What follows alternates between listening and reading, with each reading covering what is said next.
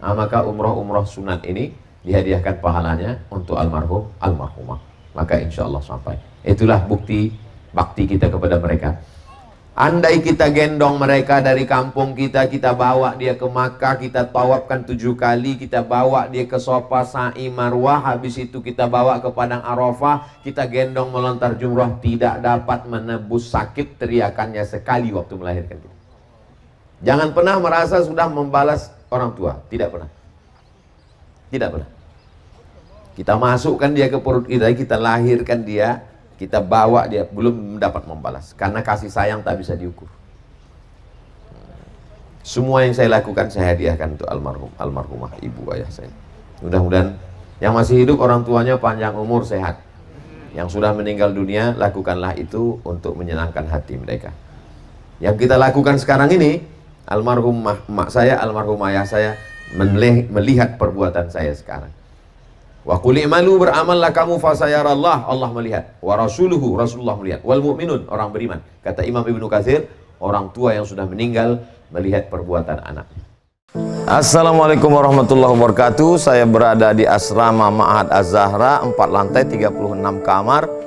Ada tak ada kita, asrama ini tetap jadi, anak-anak tetap menghafal Quran di sini, tetap jadi orang, tetap menjadikan amal jariah mengalir. Kita hanya sekedar menumpang tuah, mengambil berkah. Mari kita selesaikan bangunan ini melalui transfer ke BSI nomor rekening 76777772227 atas nama Pendidikan Hajah Rohana, almarhumah mak saya. Nomor admin jangan lupa kontak ke nomor 0811 6650 026. Berkah selalu. Assalamualaikum warahmatullahi wabarakatuh.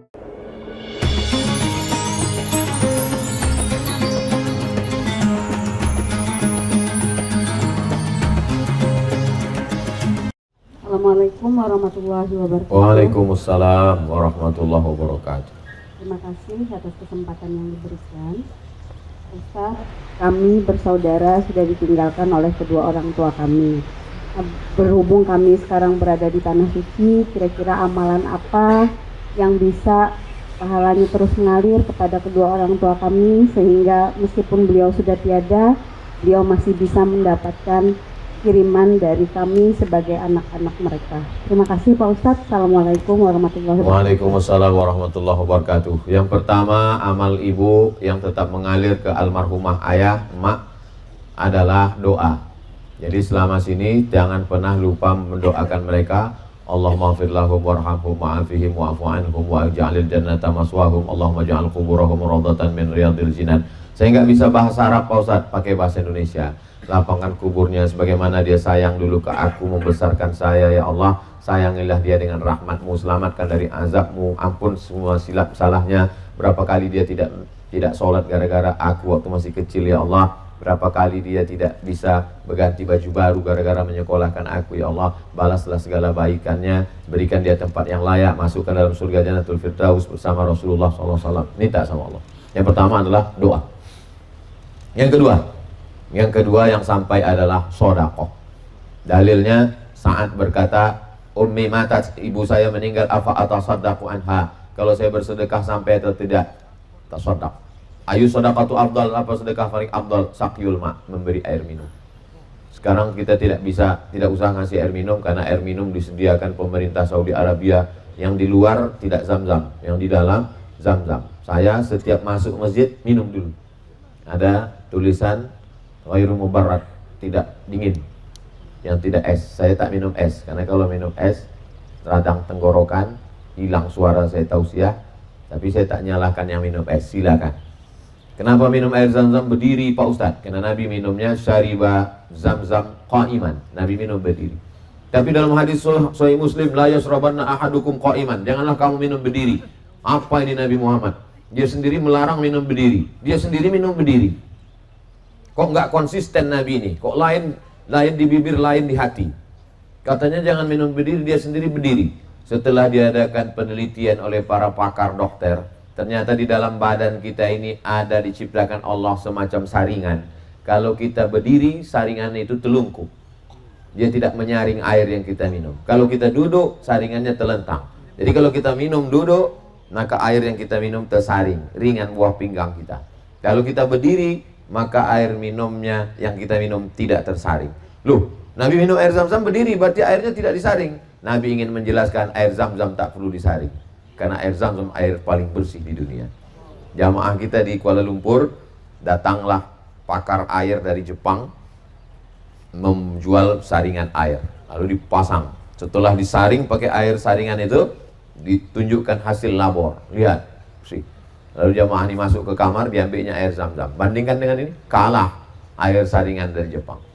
Sebetulnya semua perbuatan Nabi itu mengandung makna mukjizat, bahwa orang minum air Zam-Zam berdiri karena tak perlu disaring, air tersuci di dunia sejak zaman Nabi Ibrahim sampai sekarang, sampai hari kiamat tidak kering, dan anak cucu kita meminumnya nanti ke tanah suci Makkah Madinah insyaallah.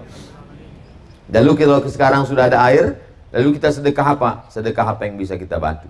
Saya tengok banyak jamaah memberi ke cleaning service atau saudara kita yang fakir, yang miskin, baik, tak salah. Lalu kemudian yang ketiga, apalagi yang sampai? Nabi membelah pelepah korma. Ini pelepah korma dibelah Nabi, ditusukkannya ke makam. Kata Imam Nawawi, maksud Nabi melepah korma karena pelepah korma ini bertasbih. Makhluk hidup ini bertasbih. Jadi kalau ditancapkan ke kuburan, tasbihnya sampai. Maka kata Imam Nawawi, kalau tasbih pelepah korma saja sampai, apalagi tasbih orang beriman. Maka ibu bertasbih subhanallah, subhanallah, alhamdulillah, alhamdulillah, Allahu akbar, la ilaha illallah. Ya Allah, sampaikanlah pahala tasbih, tahmid, takbir, tahlil saya tadi 100 kepada almarhum almarhumah, sampai. Yang keempat, apalagi? Yang pertama doa, yang kedua sedekah, yang ketiga zikir, yang keempat baca Quran. Nanti kalau saya meninggal, tolong bacakan Al-Quran pada pangkal Al-Baqarah kepala, ujung Al-Baqarah kaki. Kata Abdullah bin Umar, anak Umar bin Khattab. Begitu juga kalau kita mampu membaca surah likulli syai'in qalbun, segala sesuatu punya hati, wa qalbul Quran Yasin.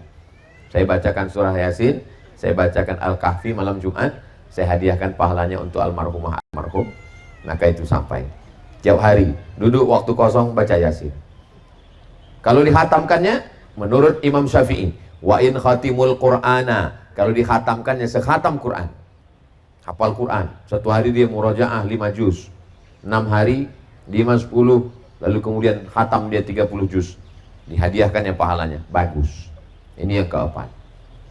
Yang kelima, yang sampai kepada orang meninggal dunia, sholat sunat. Jadi dia sholat sunat mutlak, sholat sunat hajat, diniatkannya sholat sunatnya itu sampai kepada almarhum almarhumah, maka sampai. Begitulah Allah Subhanahu wa ta'ala memberikan kebaikan-kebaikan kita sampai. Lalu kemudian nanti umrah yang pertama ini nanti besok, berniatnya di Bir Ali untuk diri sendiri. Nanti sampai di Makkah hari kedua, umrah lagi dari Ji'ranah, bawa kain ihram, sampai di Ji'ranah pakai kain ihram, labbaik Allahumma umrah an fulan bin fulan. Labbaika Allahumma umrah. Niatnya cuma 3. Labbaika Allahumma umrah. An dari fulan bin fulan. Habis itu umrah lagi dari Tan'im. Habis itu umrah lagi dari Hudaybiyah. Nah, maka umrah sunat ini dihadiahkan pahalanya untuk almarhum almarhumah. Maka insya Allah sampai. Itulah bukti bakti kita kepada mereka. Andai kita gendong mereka dari kampung kita bawa dia ke Makkah, kita tawafkan 7 kali, kita bawa dia ke Safa, Sa'i, Marwah, habis itu kita bawa ke Padang Arafah, kita gendong melontar jumrah, tidak dapat menebus sakit teriakannya sekali waktu melahirkan kita. Jangan pernah merasa sudah membalas orang tua, tidak pernah. Tidak pernah. Kita masukkan dia ke perut kita lahirkan dia, kita bawa dia, belum mendapat membalas, karena kasih sayang tak bisa diukur. Semua yang saya lakukan saya hadiahkan untuk almarhumah ibu ayah saya. Mudah-mudahan yang masih hidup orang tuanya panjang umur, sehat. Yang sudah meninggal dunia, lakukanlah itu untuk menyenangkan hati mereka. Yang kita lakukan sekarang ini, almarhum mak saya, almarhum ayah saya melihat perbuatan saya sekarang. Wa qul i'malu, beramallah kamu fasayarallah, Allah melihat. Wa rasuluhu, Rasulullah melihat. Wal mu'minun, orang beriman. Kata Imam Ibnu Katsir, orang tua yang sudah meninggal melihat perbuatan anak. Demikian, Allahu a'lam bishawab. Assalamualaikum warahmatullahi wabarakatuh. Waalaikumsalam warahmatullahi wabarakatuh. Sehat selalu buat Gurunda. Amin ya rabbal alamin. Saya Ali dari jamaahnya Ustadz Hasbi Insyaallah. Makassar. Saya dari Biak Numfor, Papua. Izin bertanya Ustadz, suatu ketika karena saya sering memandikan jenazah di Biak Papua itu ada kebakaran. Kebetulan yang meninggal dunia adalah perempuan. Ini saya lagi live juga di Biak, alhamdulillah. Nah, yang meninggal dunia ini perempuan, beliau hangus. Sesampainya saya di rumah sakit, katanya sudah dimandikan, tapi bagaimana memandikan? Sedangkan posisi hangus. Ketika dipegang jemarinya patah, dan seterusnya. Apakah jenazah yang mati terbakar seperti ini hangus? Apakah wajib untuk dimandikan? Terima kasih. Assalamualaikum warahmatullahi Waalaikumsalam wabarakatuh. warahmatullahi wabarakatuh. Jenazah yang penyakit menular, maka dia ditayamumkan karena dikhawatir penularan melalui air. Jenazah yang mati tenggelam, gembung, tak bisa disentuh, tak bisa juga dikasih debu, maka disiram saja. Jenazah yang kebakaran menjadi arang, kalau disentuh patah, maka dia hanya disiram, menyampaikan air saja untuk menyampaikan syarat isolul ma, menyampaikan air ilal a'dha, kepada anggota tubuh dengan niat orang yang memandikan. Setelah itu maka dikafankan seperti biasa, diserahkan pada Allah, dan dia sudah mati syahid. Orang yang meninggal mabutun, sakit perut, syahid. Orang yang tertimpa, syahid. Orang yang gharik, tenggelam, syahid. Orang yang kebakaran, syahid. Dengan niat, dengan kalau dia niatnya dia baik. Dan kalau ada orang ngomong, mana mungkin dia syahid, dia buat maksiat, kita tak tahu, boleh jadi dia husnul khatimah. Karena malaikat maut tertulis di keningnya la ilaha illallah. Maka semua orang yang sebelum mati, andai dia peminum khamar, andai dia pemabuk, pezina, mungkin saja sebelum mati itu dia melihat, lalu kemudian dia ucap la ilaha illallah dan matinya husnul khatimah. Kita yang ngata-ngatai belum tentu husnul khatimah. Jadi kata Nabi, ulkuru mahasina mautakum. Orang yang baik-baik itu sebutkan yang baik-baiknya saja. Kalau kita sebut yang baiknya, kita dapat pahala. Kalau kita sebut yang tak baiknya, andai benar, ribah. Andai tak benar, fitnah. Dua-dua kita dapat. Na'udzubillah. Mudah-mudahan Ustadz tetap istiqomah. Berarti kalimat wajibnya tetap Ustaz ya, tapi cuma disiramkan saja. Yang pertama memandikan, yang kedua mengkapankan, yang ketiga menguburkan, yang keempat menyolatkan, yang keempat menguburkan. Fardu kifayah tidak gugur selama jasadnya masih ada. Fardu kifayah. Ustadz melaksanakan, maka umat Islam yang ada di Papua tidak berdosa. Andai tidak Ustadz laksanakan, maka seluruh umat Islam, maka disebut dia dengan fardu kifayah, tidak gugur. Karena ada, kecuali tak ada. Di jasadnya dimakan 1000 ikan piranha, hilang, maka gugur karena tak ada yang mau dimandikan. Wallahu a'lam bishawab. Assalamualaikum warahmatullahi wabarakatuh. Waalaikumsalam warahmatullahi wabarakatuh. Izin Tuan Guru, nama saya Maggie Irawan. Saya perwakilan dari Cahaya Hati Travel. Masya Allah. Saya baru saja 5 bulan menikah. Tuan Guru. Barakallahu lakum wa baraka alaikum wa jama'a bainakum fi khair. Sekarang nih lagi honeymoon ceritanya. So sweet. Jadi Tuan Guru, pertanyaannya bagaimana istiqomah biar mesra sampai tua gitu. Karena kemarin makan bakso suap-suapan sama istri. Terus ada bapak-bapak sama ibu-ibu, bu suapin juga lah, tidaklah kami udah tua. Apa tipsnya biar kita istiqomah sampai tua, kita bisa selalu mesra Tuan Guru. Itu aja, terima kasih. Assalamualaikum. Waalaikumsalam warahmatullahi wabarakatuh. Mudah-mudahan Bapak Ibu semuanya istiqomah mesra sampai mati. Yang pertama, pasangan itu adalah kiriman dari Allah Subhanahu wa taala. Ada orang dikasih raja pena. 3 orang dikasih pena. Kata orang yang pertama, aduh, masa raja cuma ngasih pena? Kalau tahu kasih pena nggak datang aku tadi. Kata yang kedua, syukurlah dapat pena daripada nggak dapat apa-apa. Bisa aku pakai menulis. Kata orang yang ketiga, yang kulihat bukan penanya, tapi yang kulihat adalah siapa yang memberikannya. Jadi kalau kita lihat yang memberikan itu adalah Allah, maka itu akan membangkitkan rasa sayang kita, karena itu adalah kiriman dari Allah Subhanahu wa ta'ala. Tapi Pak Ustadz, yang di rumah saya ini kiriman juga macam malaikat maut. Kiriman Allah Subhanahu wa ta'ala. Itu kiriman Allah Subhanahu wa ta'ala. Jadi kita memandang nikmat itu bukan pada nikmatnya, tapi pada siapa yang memberikannya. Tidak ada yang lebih besar, lebih mulia, lebih terpuji dari Allah. Kenapa itu yang dikirimkannya ke saya, Pak Ustadz? Karena itulah yang bisa menyeimbangi iman Bapak. Iman Bapak setengah, 50%. Iman Ibu juga setengah. Man tazawwaja, siapa yang menikah, faqad istakmala nisfal iman. Dia sudah menyempurnakan setengah iman. Yang kedua, beda cara berpikir laki-laki dengan perempuan. Laki-laki itu berpikir apa yang saya berikan. Perempuan itu berpikir apa yang kau ucapkan. Jadi apapun yang Bapak beri, kalau Bapak diam, dia macam tak ada barang. Tapi kalau Bapak ucapkan, nah itu sesuatu yang luar biasa. Itulah yang disampaikan Nabi. Makanya Nabi memilih kata. Dipilihnya kata yang paling tepat untuk memanggil Aisyah. Apa kata dia? Ya Humaira. Karena perempuan selalu mengingat kata. Apa yang Bapak ucapkan, itu yang diingatnya sampai mati. Nah, maka balik dari sini Bapak panggillah dia ya Humaira. Humaira artinya orang yang kena panas kulitnya putih kemerahan. Nanti balik dari sini panggillah ya Humaira, mana makan siang abang? Tapi dia tak putih Pak Ustadz, nggak apa-apa. Jangan sepelekan perbuatan baik walaupun kecil, kata Nabi. Sekecil-kecil perbuatan baik, idkhalus surur fi qulubil mu'minin, menyenangkan hati orang. Menyenangkan hati orang dengan kata-kata itu sudah luar biasa. Ya Humaira. Yang terlalu jujur, panggil pula istri ya Hajar Aswad. Yang ketiga, anggap ini hari terakhir Bapak. Ini hari terakhir aku hidup, maka aku bercakap mesti lembut, maka aku mesti baik, supaya yang kutinggalkan adalah kenangan baik.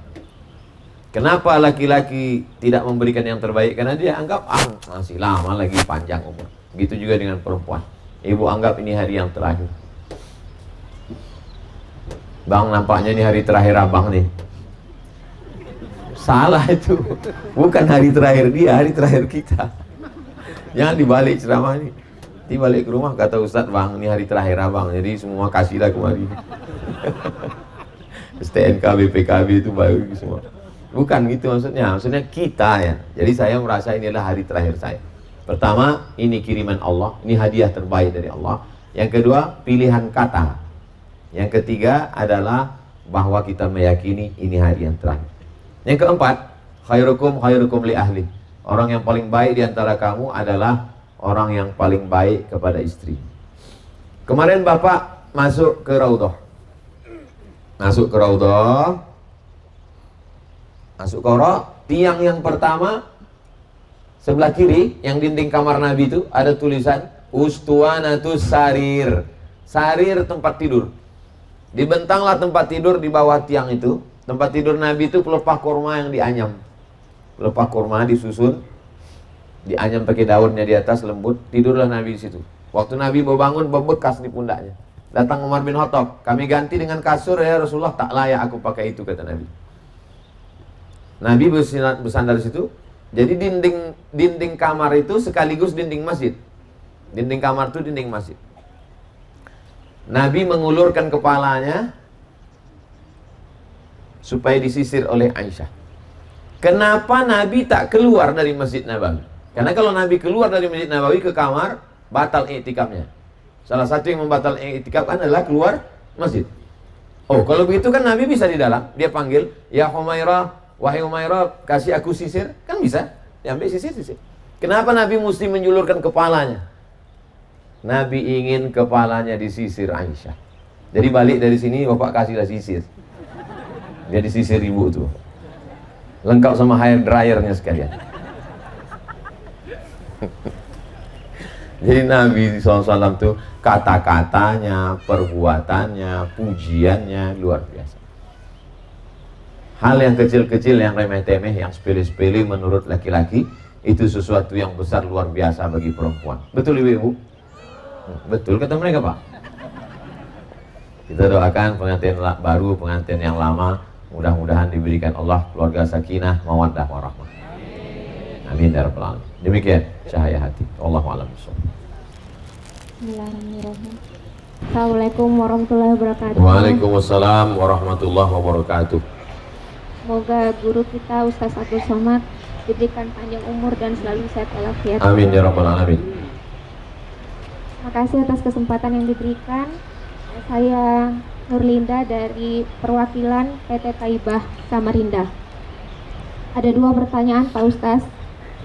Yang pertama, bagaimana kalau saat kita kerja di rumah sakit, saat azan zuhur berkumandang, sementara pasien masih antri, masih banyak, apakah pelayanan kita stop sementara, kita sholat, atau lanjut melayani sampai antrian selesai? Bagaimana istiqomah menjaga kesolehan? Pertanyaan yang kedua adalah, bagaimana saran dari Pak Ustaz agar anak-anak kami, keponakan kami bisa menjadi hafizah Al-Quran dan pintar ceramah seperti Ustaz Abdul Somad? Mohon nasihatnya, saran-sarannya, dan juga doanya Pak Ustaz. Terima kasih. Assalamualaikum warahmatullahi wabarakatuh. Waalaikumsalam warahmatullahi wabarakatuh. Ada jenis pekerjaan itu yang dilihat bukan waktunya, tapi selesainya. Misalnya arsitek menggambar kondominium, menggambar rumah. Itu dia tidak dilihat berapa lama waktunya, tapi yang penting cepat selesai. Orang seperti ini tidak ada alasan untuk meninggalkan sholat berjamaah. Dia sholat berjamaah, habis itu dia lanjutkan kerjanya. Tapi ada pekerjaan yang tidak bisa ditinggalkan. Pelayan masyarakat, dia mesti standby di depan. Kalau tidak ada orang mengurus, maka dia zolim, makan gaji buta. Maka orang begini, dia sip-sipan supaya jangan sampai tidak sholat berjamaah sama sekali, ganti-gantian. Kalau jenis pekerjaan di rumah sakit itu termasuk jenis kelompok yang kedua, ibu bapak melayani orang banyak, maka saat azan berkumandang, mudah-mudah syukur-syukur rumah sakitnya itu rumah sakit Islami. Tapi andai Islami tetap sholat berjamaah, yang namanya pasien sakit kan nggak melihat waktu sholat. Mana ada orang melahirkan bisa ditunda sholat? ICU, emergensi. Maka dia, itulah mengapa dalam Islam ad-dinu yusrun, agama itu dibuat mudah Allah Ta'ala. Ada waktu awal, ada waktu tengah, ada waktu ujung. Waktu awal untuk orang yang tak ada darurat sama sekali. Ada orang yang darurat, waktu tengah. Darurat tinggi, waktu ujung.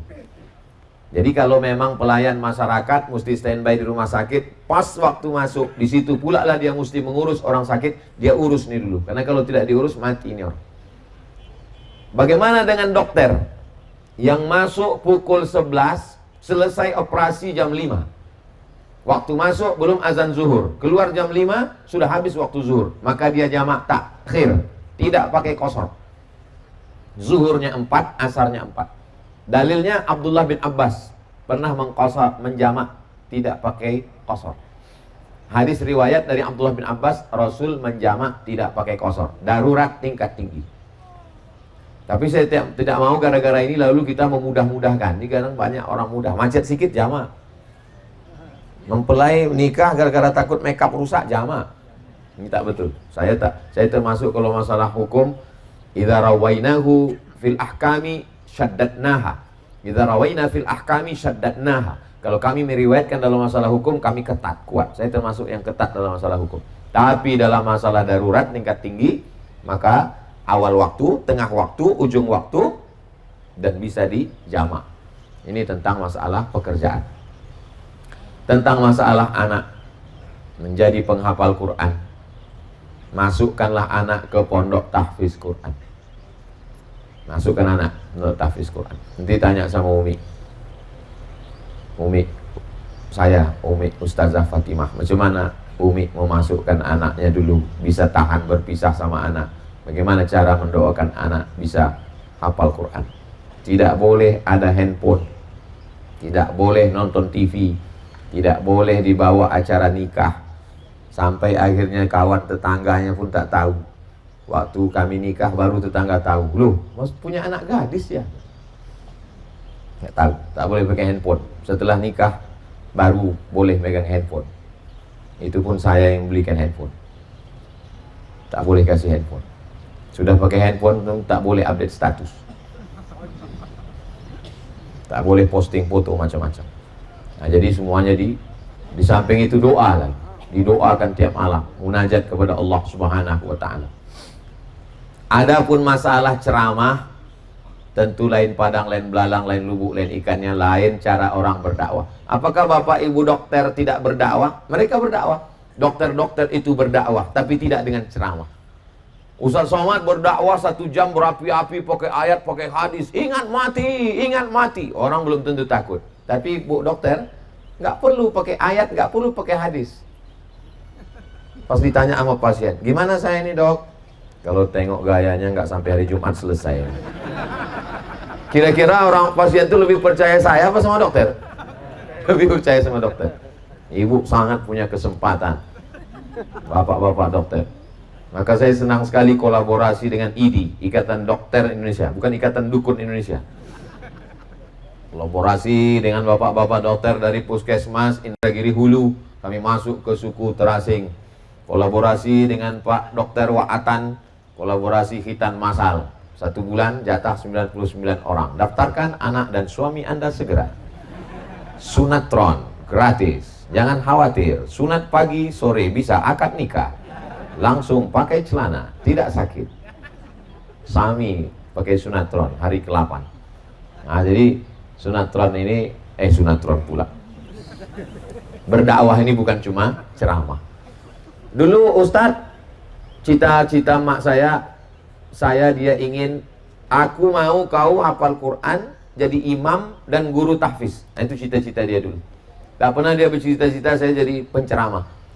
Maka dia mau saya ngapal Quran, jadi imam dan guru tahfiz. Saya tanya, kenapa gitu mak? Supaya kau tak banyak bercakap. Orang banyak cakap banyak salahnya. Betul juga. Sekarang baru saya pikir, andai saya imam, hafal Quran, guru tahfiz, pasti saya bisa masuk Singapura. Pasti saya bisa ceramah ke Amerika, kan? Ke Jepang. Sekarang tak bisa, payah. Masuk Timur Leste aja diusir, payah. Ini betul juga. Tapi semua ada hikmahnya insya Allah. Jadi kalau anak bapak ibu punya bakat ngomong, public speaking, pakai untuk menyampaikan agama Allah.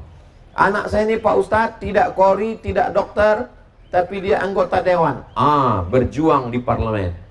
Berjuang di parlemen. Semua kita ini adalah berdakwah dengan caranya masing-masing. Saya ini Pak Ustadz, tidak dokter, tidak anggota dewan, tidak bupati, tidak wali kota. Tuh Pak Wakil Wali Kota, saya bisikkan ke dia, Pak Wakil Wali Kota, kirimkan anak-anak ini ke Mesir, tanggung beasiswanya melalui APBN, nanti pulang bangunkan Islamic Center. Siap Pak Ustadz, dikirim anak-anak ke Mesir. Nanti setelah pulang, angkat dia jadi PNS, bangunkan Islamic Center. Siap Pak Ustadz. Dengan kekuasaan, tanpa ceramah. Bahwa tausiah itu adalah dakwah, sebagian dari dakwah. Banyak orang yang tidak ceramah tapi berdakwah. Ceramah, dakwah. Jadi dokter, dakwah. Jadi polisi, jadi tentara, dakwah. Jadi anggota dewan, dakwah. Kami Pak Ustadz yang ibu-ibu rumah tangga ini, ibu juga sedang berdakwah. Saya ketemu dengan bapak-bapak, tidak sholat, tidak puasa, maksiat, nakal. Tapi kemudian setelah itu saya datang, diundangnya ke rumah, dia cerita, saya ini Pak Ustadz bukan orang baik. Terus gimana sebab bapak berhenti buat dosa? Saya sudah menduga nih, ini pasti karena dengar ceramah saya nih. Gara-gara istri saya Pak Ustadz. Apa kata istri bapak? Hanya 5 kata yang keluar dari mulutnya Pak Ustadz. Nanti kalau abang mati gimana? Kata-kata itu masuk ke kepala saya jam 2 malam, saya termenung. Nanti kalau abang mati gimana? Nanti ibu boleh bawa pulang. Nanti kalau abang mati gimana? Rupanya kalimat yang dari hati masuk ke hati. Kalimat dari mulut cuman sampai di mulut. MLM, multi level marketing. Ucapan ibu dari lubuk hati paling dalam sampai ke hati anak ibu, sampai ke hati suami ibu, mereka menjadi baik. An-nisa imadul bilad, perempuan ini tiang negeri. Kalau mau Indonesia menjadi negeri yang baik, Malaysia, Brunei Darussalam menjadi negeri yang baik, maka perempuannya mesti baik. Satu, ibu yang baik, suaminya jadi baik, anaknya baik. Pak dokter baik, pasiennya jadi baik. Polisi baik, semua yang orang kena tilang jadi baik. Prit, kena tilang. Pakai helm, jangan tinggalkan sholat berjamaah. Anak-anak muda yang pakai motor dipotong knalpotnya itu, tangkap dia. Letakkan telinganya ke ujung knalpot. Habis itu suruh dia, kamu mesti buat laporan sholat berjamaah sebulan jangan tinggal. Bisa dengan kekuasaan. Segenggam kekuasaan dipakai menolong agama Allah. Bermanfaat, berguna insya Allah. Jadi setelah ini kita pulang semangat setelah umroh ini berdakwah dengan job masing-masing. Amin ya rabbal alamin. Demikian, wallahu a'lam. Assalamualaikum warahmatullahi wabarakatuh. Waalaikumsalam warahmatullahi wabarakatuh. Al-Fakir Abdurrahim, perwakilan dari Asyami Travel. Izin bertanya Ustaz, pertanyaannya, sahabat kerja saya, teman kerja saya itu seorang mualaf perempuan. Beliau menikah dengan pasangannya dan mengikuti dengan suaminya. Namun setelah mengikuti suaminya, beliau tinggal di lingkungan mertuanya. Tapi setelah tinggal di situ, beliau tidak boleh ketemu dengan keluarganya karena keluarganya itu belum masuk Islam, masih non Muslim, dan dilarang untuk makan dari makanan yang dari orang tuanya dan bekas dari peralatan makannya, berarti itu dari piringnya dan yang lainnya, dengan alasan itu mungkin terkena makanan yang masih mughalladhah gitu Ustaz. Ya. Izin Ustaz. Terima kasih. Assalamualaikum warahmatullahi wabarakatuh.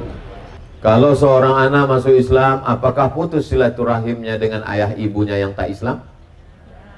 Wah, itu hebatnya jamaah kita nih. Belum dijawab udah bisa menjawab. Pas giliran dalilnya baru dia serahkan ke Ustaz. Ada sahabat Nabi namanya Asma. Asma ini masuk Islam, emaknya tidak Islam. Asma pindah ke kota Madinah, ibunya di Makkah. Rupanya kerinduan seorang ibu yang tak Islam tidak bisa hilang walaupun beda agama. Datanglah ibunya ke kota Madinah. Dia takut bertemu. Lapor ke Nabi, ya Rasulullah, ummi qadimat wa hiya raghimatun. Ibu saya datang sekarang dari Makkah ke Madinah, 8 hari dia naik onta. Dia ingin kali ketemu dengan saya ya Rasulullah. Apa asiluha? Boleh saya silaturahim dengan dia? Kata Nabi, siliha, sambung silaturahim dengan ibu.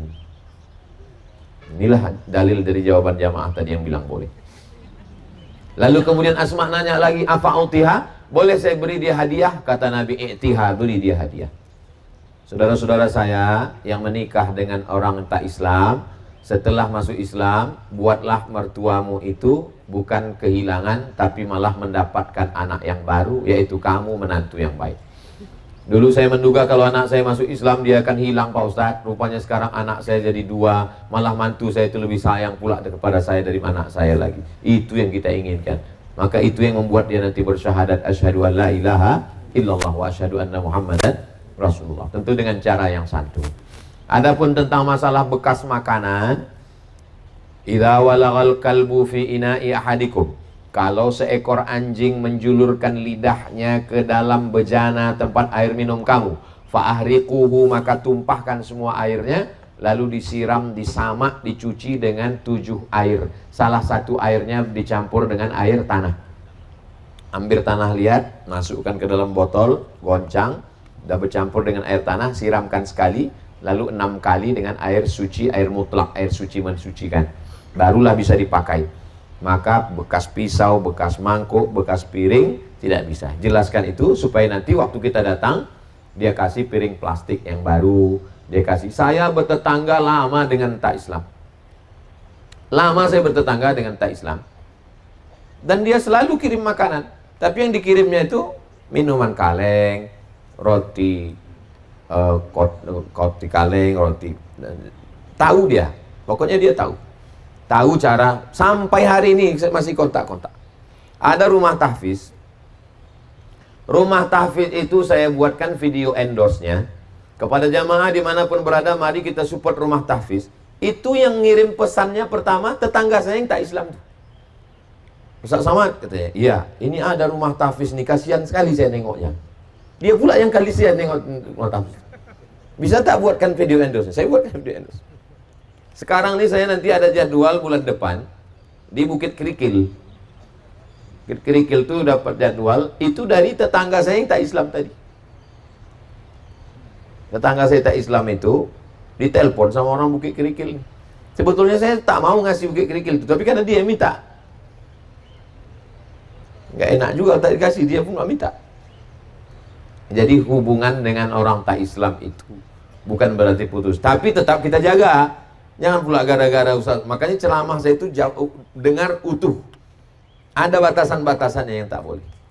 Anaknya nikah Pak Ustaz, boleh saya datang? Datang.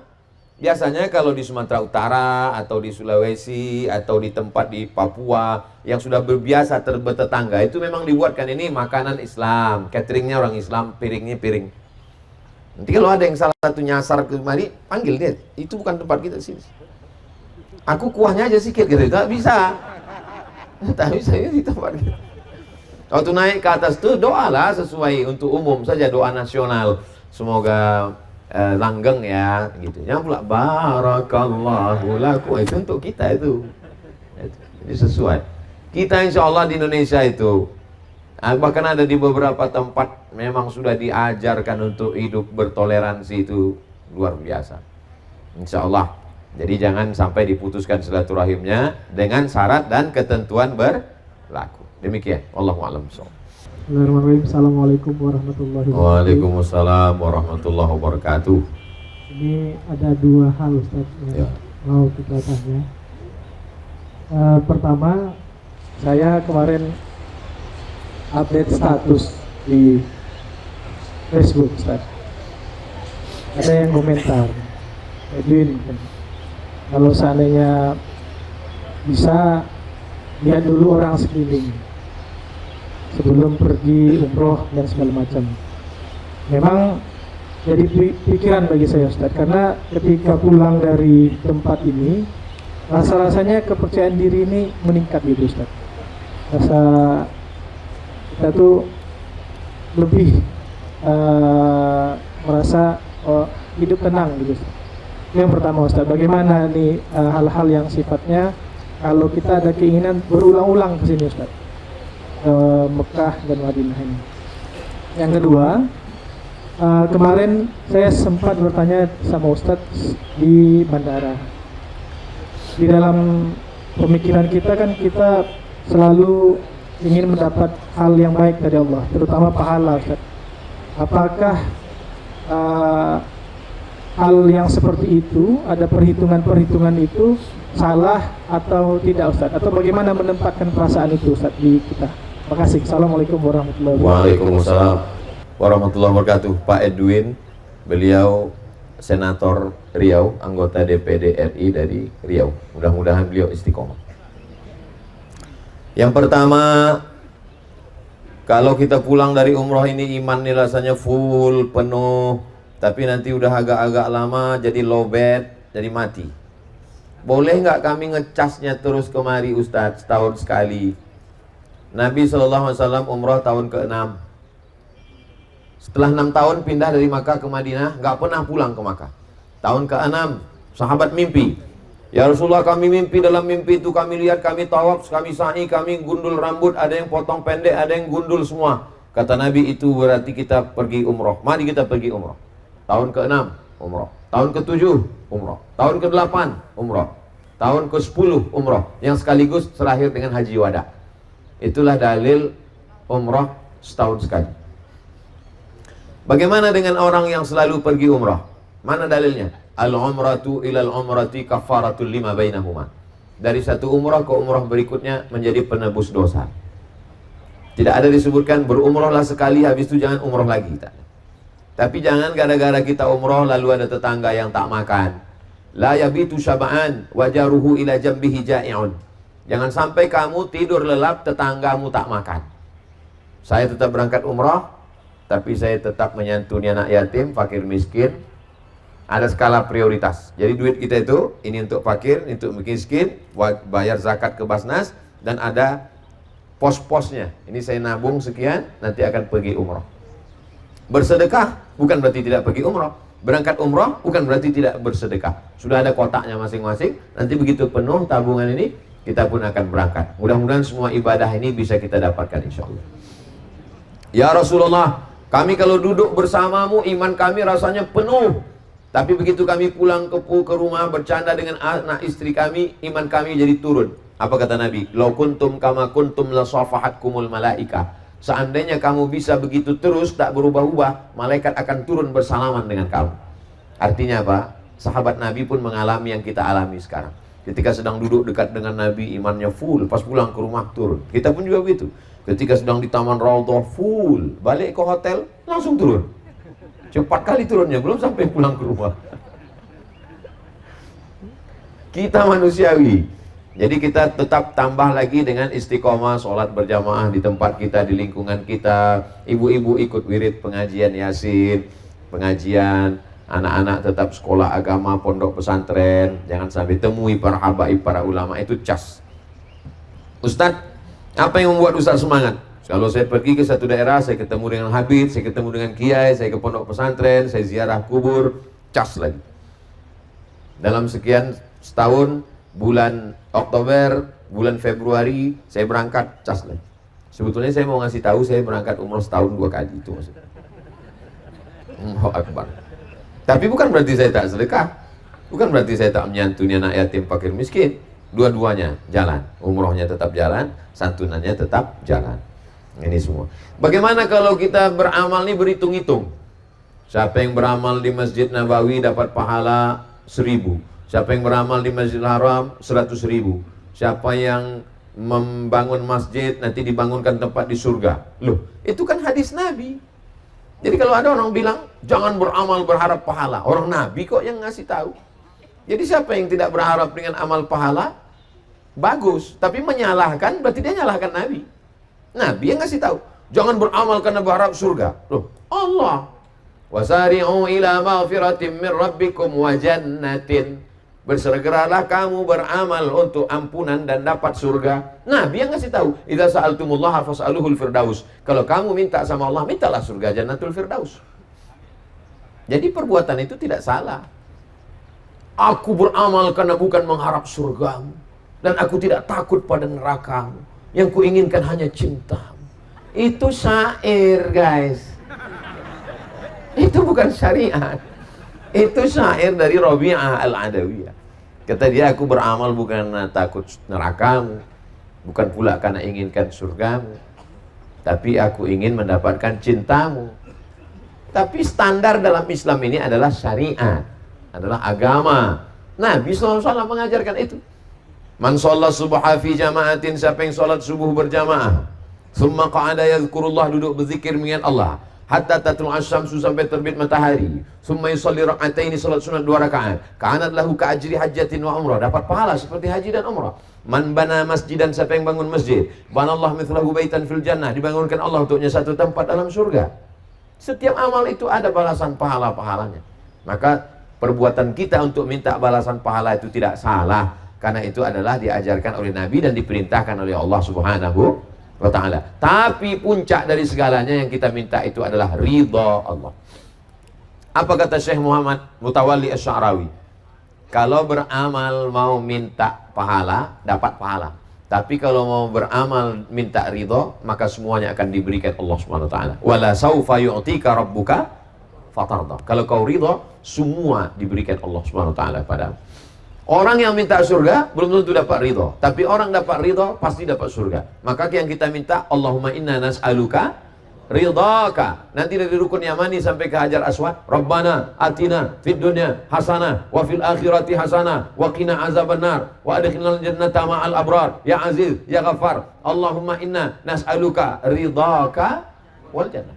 Orang yang masuk surga ditanya sama Allah, wahai penghuni surga, madza turidun? Kamu mau apa? Penghuni surga menjawab, ridhaka. Kami sudah dapat semua surga, tapi semua ada satu yang kami belum dapat, ya Allah. Apa itu? Ridhaka, ridha. Makanya pagi tadi kita katakan, raditu billahi rabba, wa bil islami dina, wa bi Muhammadin nabiyya wa rasulah, wa bil Qur'ani imama. La yudkhilal jannata ahadakum amaluhu. Kamu masuk surga bukan karena amalmu, bukan karena sholatmu, bukan karena zikirmu, bukan karena puasamu. Wala anta ya Rasulullah, engkau pun masuk surga bukan karena amalmu. Wala ana, aku pun masuk surga bukan karena amalku. Illa ayyataghammadani Allahu birahmatih. Aku masuk surga karena rahmat Allah Subhanahu wa taala. Lalu untuk apa kita pergi umrah? Untuk apa kita ke masjid? Supaya dapat rahmat Allah. Makanya dalam sholat kita minta rahmat. Rabbil firli warhamni. Masuk masjid minta rahmat Allah. Allahumma ftahli abwaaba rahmatik. Orang yang mati kita doakan rahmat Allah. Allahumma firlahu warhamhu. Itu enaknya ceramah sama jamaah yang nyambung ini. Wallahu a'lam bishawab. Assalamualaikum warahmatullahi wabarakatuh. Waalaikumsalam warahmatullahi wabarakatuh. Alhamdulillah, syukurillah. Saya yang kedua kali ini saya memberikan Pak Ustaz karena beberapa tahun yang lalu ada di Luwu Timur. Saya dari Luwu Timur, Ustaz. Dari Timur. Sulawesi Selatan, Luwu Timur. iya Luwu. Iya. Ingat, saya dapat pisau dari Luwu. Alhamdulillah. Pisau Luwu. Jadi begini Pak, karena sekarang kan bulan Maulid, saya langsung saja. Kadang-kadang kita melaksanakan Maulid dengan berbagai caranya. Ya. Tapi di satu sisi bahwa sebetulnya kami adalah takmir atau pengurus masjid. Kadang kita disekoti oleh saudara-saudara kita yang tidak maulid. Ya. Dia mengatakan bahwa ini melakukan bid'ah. Ya, bagaimana cara menyikapinya, Ustaz? Karena ini juga di daerah kami memang cukup beragam dari apa istilahnya, kalau boleh dikatakan keyakinan atau apa, sehingga kalau kita melakukan maulid itu selamanya kita mendapatkan tantangan dari jamaah-jamaah. Terima kasih. Ya. Assalamualaikum warahmatullahi wabarakatuh. Waalaikumsalam warahmatullahi wabarakatuh. Menegakkan agama Allah ini tantangannya banyak, dari luar, dari dalam. Tapi saya yakin Pak Tukiman semangat, karena nama beliau itu dari bahasa Arab, Tukiman, artinya menegakkan agama Allah. Menegakkan agama Allah. Jadi kalau ada orang mengatakan jangan buat maulid karena maulid itu bid'ah. Maulid itu isinya apa? Kata Imam Jalaluddin Abdurrahman As-Suyuti dalam kitab Al-Hawi lil Fatawi, maulid itu isinya 5. Yang pertama baca Quran. Yang kedua sejarah Nabi. Yang ketiga pujian kepada Nabi. Yang keempat doa. Yang kelima makan. Saya ulang sekali lagi. Maulid itu isinya baca Quran. Yang kedua sejarah Nabi. Yang ketiga pujian pada Nabi. Yang keempat doa. Yang kelima makan. Selama isinya 5, maka perbuatan itu tidak mungkar. Yang mengatakan itu tidak mungkar siapa? Al-Hafiz Jalaluddin Abdurrahman As-Suyuti hafal 200.000 hadis. Kitabnya 500. Yang mengatakan itu tidak mungkar siapa? Al-Hafiz Ibnu Hajar Al-Asqalani, hafalan hadisnya 300.000 hadis. Dialah yang mensyarah Sahih Al-Bukhari. Jadi kalau ada ustadz hafalan hadisnya 2, laptopnya hidup. Kalau laptopnya mati, hadisnya hilang, membid'ahkan, maka kita ikut Ibnu Hajar Al-Asqalani. Adapun perbuatan maulid yang disertai perbuatan mungkar, maka kita tidak laksanakan. Kalau cukup 5 syarat, kadang orang ini sebetulnya, saya tidak mau makan ikan, tidak makan ikan. Tapi pas ikan itu di blender, kasih tepung, jadi empek-empek, habis 2 mangkuk. Dia bilang maulid enggak. Pas dibawa acara maulid, selesai, dia nggak tahu oh itu maulid. Dia pun sebetulnya membuat acara maulid. Maulid adalah mengenalkan Nabi Muhammad Sallallahu Alaihi Wasallam, baca tentang sejarah Nabi, tentang memuji Nabi. Itu. Jadi jelaskan saja dengan penjelasan yang baik, insya Allah. Paling tidak kalau pun tak mau datang, dia tak akan menyalahkan. Demikian, Allahu a'lam. Bismillahirrahmanirrahim. Assalamualaikum warahmatullahi wabarakatuh. Waalaikumsalam warahmatullahi wabarakatuh. Tuan Guru Ustaz Abu Somad yang dimuliakan, yang dikasihi, yang berbahagia, Ketua kami, Haji Muhammad Sa'ad, Muhammad Yusuf, dan Ibu Bapak sekalian, ada 3 soalan ringkas, Tuan Guru. Yang pertama, berkenaan konten media sosial, apakah hukum merakam perbuatan ibadat kita? Yang kedua, berkaitan redha, berkenaan seorang jemaah kami, awal Januari 2023 yang lalu, Allah uji kemalangan. Dalam kemalangan tersebut, istri tersayang dan anak bungsunya meninggal dunia, dan terkadang perasaan rasa bersalah itu hadir. Jadi mungkin Tuan Guru boleh meneraikan rasa bersalah itu bukan saja kepada jemaah kami, bahkan keseluruhan. Dan yang ketiga, soal adab kita menyantuni jemaah kalangan orang kurang upaya ataupun FTU ataupun istimewa, bukan saja di tanah suci, bahkan di sepanjang kehidupan kita. Terima kasih Tuan Guru Saudara Somad. Barakallahu fiik. Barakallahu fiik. Kana Rasulullah SAW yaqumu minal laili hatta tatafattara qadamahu. Nabi tegak salat malam sampai bengkak kakinya. Itu kan cerita Sayyidatuna Aisyah. Dia menceritakan kepada jamaah bahwa Nabi salat malam kakinya sampai bengkak. Lalu sekarang ibu ingin menceritakan ke teman ibu bahwa kaki suami ibu bengkak. Cuman ibu tidak cerita ngomong, ibu rekamkan. Sama atau tak sama? Sama. Yang satu lewat cerita, yang satu lewat rekaman. Yang nggak boleh itu saya merekam diri saya. Hai guys, tengok kakiku bengkak guys. Kalau orang lain bercerita untuk mengasih semangat, karena kalau kita sendiri khawatir cenderung hati kita rusak. Tentang masalah sedekah, hadis tentang Bayrahah, sumur, dia bagi semua kepada Nabi SAW, lengkap dengan kebun kormanya. Lalu kemudian Abu Dihdah, 600 batang pohon kurma, ya bagikan semua. Itu kalau tidak boleh diriwayatkan, pasti Nabi katakan jangan diriwayatkan. Diriwayatkan itu karena dia di streaming kan, diketahui semua riwayat. Nah, jadi perbuatan itu wa amma bi ni'mati rabbika fahaddits, ceritakan itu semua supaya menjadi motivasi. Wa fi dzalika falyatanafasil mutanafisun. Dalam perbuatan baik berlomba-lombalah. Asal jangan kita aja langsung tengok kan ini udah 1000 nih sedikit. Orang lain menceritakan menjadi motivasi. Yang kedua, ma asaba min musibatin fil ardi, segala musibah yang terjadi di atas muka bumi, gempa bumi, gunung meletus, tsunami, wala fi anfusikum, pada dirimu penyakit, illa fi kitabin min qabli an nabra'aha, itu semua sudah tertulis di Lauhil Mahfuz. Innallaha katabal maqadir, Allah sudah menuliskan takdir. 50 alfasanah, 50.000 tahun, qabla an yakhluqas samawati wal ard, sebelum Allah menciptakan langit dan bumi, 50.000 tahun sebelumnya sudah ditakdirkan bahwa anak ini ditakdirkan Allah dikandung ibu. Setelah ibu rawat, ibu besarkan, diambilnya lagi dengan cara dia. Innama amruhu iza arada syai'an ayakula lahu kun. Tanamkan itu dalam pikiran bahwa ini datang dari Allah, ini kembali dari Allah, ini kembali kepada Allah, ini dipinjamkan Allah. Itu mindset kepala kita, menanamkan itu selalu. Yang kedua, hati. Setelah pikiran kita diluruskan, ini bukan punya aku, ini punya Allah, dipinjamkan Allah sama aku sebentar, diambil Allah lagi dengan cara Allah, serang pada Allah. Lalu hati, wasta'inu bis sabri wassalah. Sabri, sabar. Tahan mulut, jangan caci maki, sumpah serapah. Tahan tangan, jangan pukul-pukul pipi, tarik-tarik rambut, apalagi rambut orang lain.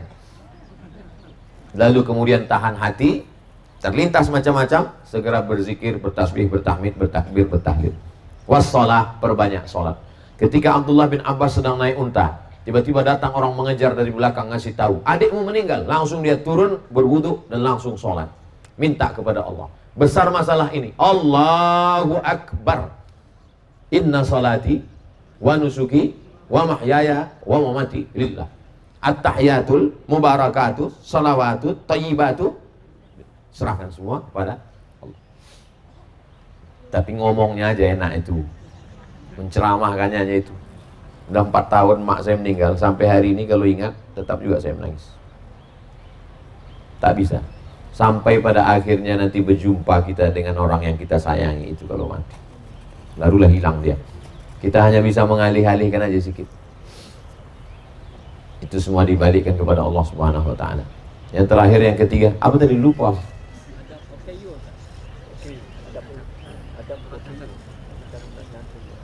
Bagaimana kita menyantuni orang? Saya sampaikan ke Yayasan Tabung Wakaf Umat, jangan lagi diundang anak yatim, kita bagikan depan orang banyak, malu dia. Beras jangan lagi, kita datang ke rumahnya. Maka setiap hari Jumat pekan kedua, saya beserta kawan-kawan, Ustaz Alnof, kami yang datang ke mereka. Kalau diambil gambar, posting wajahnya blur kan, buat gambar love, jangan nampakkan. Rupanya tim media itu salah, muka saya pun dibuat orang tak apa-apa. Beras-beras ibu bapak yang kami salurkan semua, itu kita menyerahkan, tiap bulan kita santun, kita bagikan. Jangan mengeksploitasi mereka.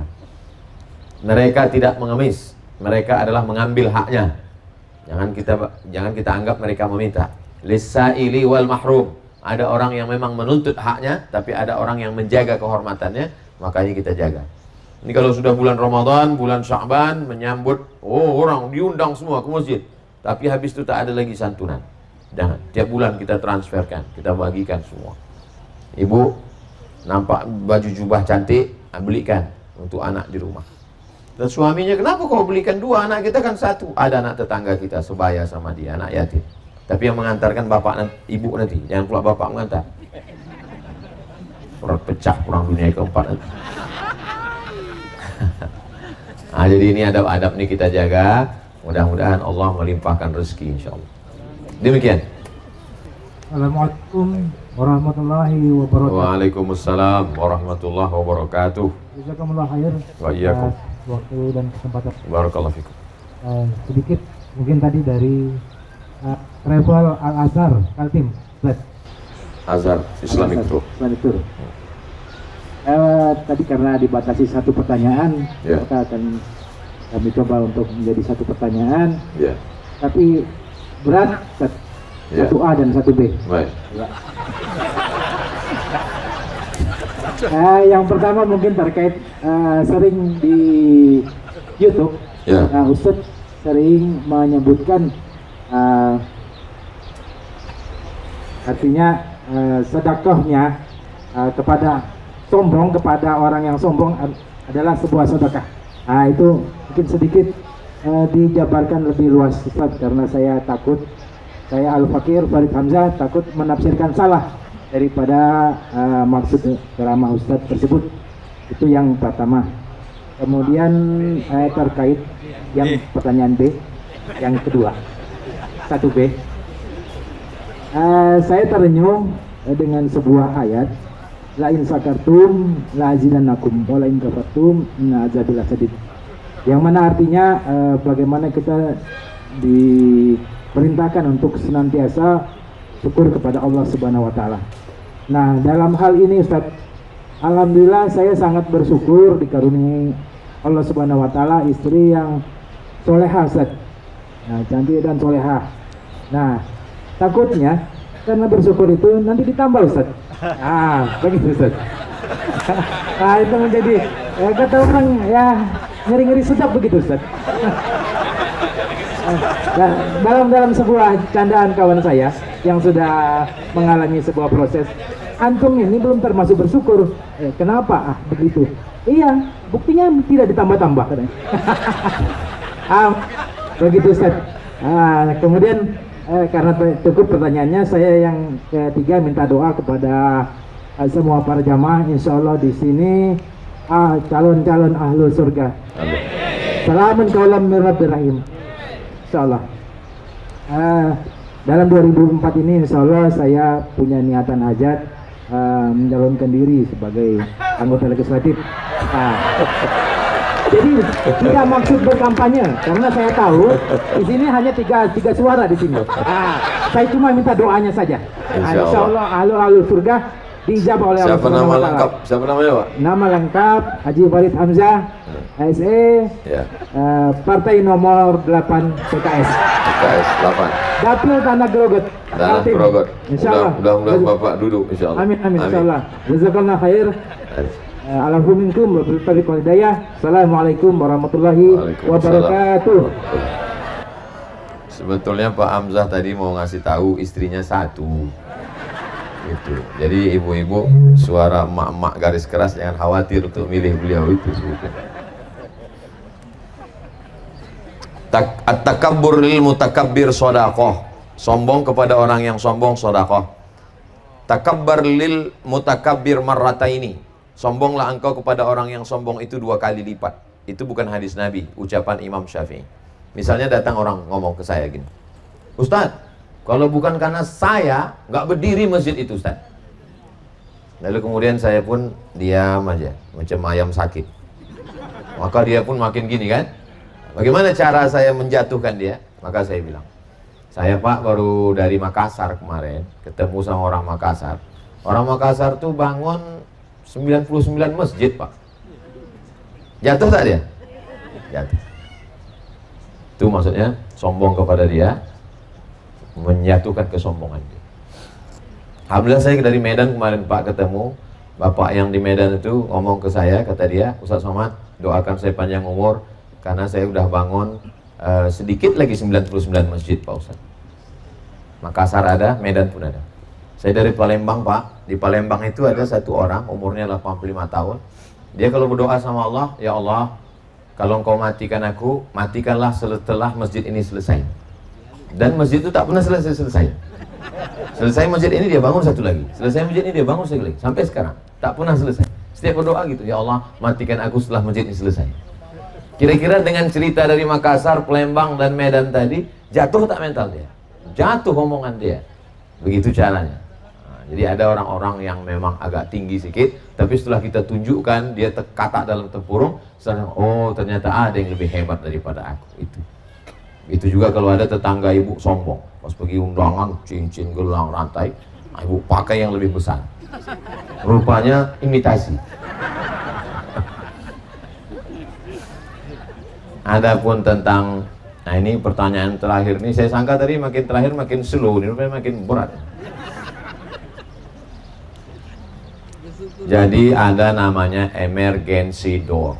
Jadi kalau kita naik pesawat, kata pramugari, nanti kalau terjadi pesawat meledak, kebakaran, pintu pesawat kita ada dua, ladies and gentlemen, kepala buku stempelsman, all of our passengers, semua penumpang, bahwa pesawat kita ada dua pintu, depan satu, di belakang satu. Nanti kalau ini kan, pakailah masker. Dulu kan suami Anda silakan mati gitu ya. Nah, itu.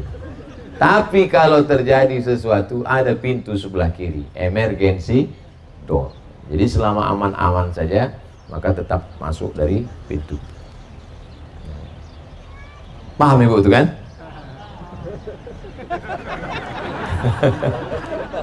Jadi kalau terjadi sesuatu ada emergency door. Jadi kadang-kadang laki-laki ini dia bilang sama istrinya, kau kalau mau masuk cepat masuk surga, kau setujuilah ini gitu. Kata ibu tuh banyak jalan lain gitu. Mudah-mudahan keluarga bapak ibu semuanya sakinah mawaddah warahmah, diberikan kebaikan dunia dan akhirat. Langsung doa kita. Di akhir majelis mari kita sama berdoa. Mudah-mudahan Allah Subhanahu wa taala, yang paling penting dalam hidup ini adalah istiqomah. Ring 1, ring 2 di dalam keluarga, ayah, ibu, istri, suami, anak, mudah-mudahan semuanya baik-baik, soleh dan solihah. Ala hadhihi niyyah, untuk niat yang baik-baik ini. Al-Fatihah. A'udzubillahi minasyaitonirrajim. Bismillahirrahmanirrahim. Alhamdulillahirabbil alamin arrahmanir rahim maliki yaumiddin. Iyyaka na'budu wa iyyaka nasta'in. Ihdinas siratal mustaqim, siratal ladzina an'amta 'alaihim ghairil maghdubi 'alaihim waladdallin. Amin. Allahumma shalli ala sayyidina Muhammad wa ala ali sayyidina Muhammad. Allahumma inna nas'aluka salamatan fid din. Berikan kami selamat dalam agama, dalam ikatan ahlus sunnah wal jamaah. Wa afiatan fil jasad, sehatkan badan kami. Wa ziyadatan fil ilmi, tambahkan ilmu kami. Wa barakatan fil rizqi, berkahi rizqi kami. Wa taubatan qablal maut, berikan kami taubat sebelum mati. Wa rahmatan indal maut, berikan kami rahmat ketika mati. Wa maghfiratan ba'dal maut, berikan kami ampunan sesudah mati. Allahumma hawwin alaina fi sakaratil maut, ringankan kami waktu melewati sakaratul maut. Wan najata minan nar, selamatkan dari api neraka. Wal afwa indal hisab, maafkan ketika segala amal kami nanti dihisab. Allahumma rzuqna ziyarata baitikal atiq, berikan kami rezeki supaya kami bisa berhaji ke Baitullah. Allahumma rzuqna rizqan halalan thayyiban mubarakan fihi, berikan kami rezeki supaya kami bisa berwakaf, berinfak dan bersedekah. Sahih ajsadana, sehatkan badan kami. Wa balligh maqasidana, sampaikan segala maksud niat kami. Aqdi hajatina, tunaikan segala hajat-hajat kami. Min umuri dunia wal akhirah, segala perkara urusan dunia maupun akhirat ya Allah. Rabbana hab lana minas sholihin, jadikan anak kami anak-anak yang soleh dan solihah. La tada' lana dzamban illa ghafartah, pulang kami dari majelis ini, pulang kami dari umrah ini dalam keadaan bersih dari dosa-dosa. Wala dainan illa qadaitah, tunaikan segala hutang piutang kami. Wala maridan illa syafaitah, yang sakit-sakit angkat penyakitnya, sehatkan ya Allah. Wala mayyitan illa rahimtah, yang meninggal dunia lapangkan kuburnya ya Allah. Rabbana lana dzunubana wa li abaina wa li ummahatina wa li azwajina wa li dzurriyyatina wa li masyayikhina wa liman hadarana, semua yang hadir di majelis ini ampunkan silap salahnya ya Allah. Allahumma khtim lana bi husnil khatimah ولا تختم علينا بسوء الخاتمة ربنا آتنا في الدنيا حسنة وفي الآخرة حسنة وقنا عذاب النار وأدخلنا الجنة مع الأبرار يا عزيز يا غفار وصلى الله على سيدنا محمد وعلى آله وصحبه وسلم والحمد لله رب العالمين تقبل الله منكم إنا ومنكم تقبل يا كريم. Terima kasih segala perhatian, mohon maaf segala kesilapan dan kekhilafan. Aqulu qouli hadza astaghfirullah li wa lakum. Tetap jaga kesehatan, jaga keselamatan. Besok kita akan umrah, kita akan ketemu dalam tablik akbar di Makkah insyaallah. Wassalamualaikum warahmatullahi wabarakatuh.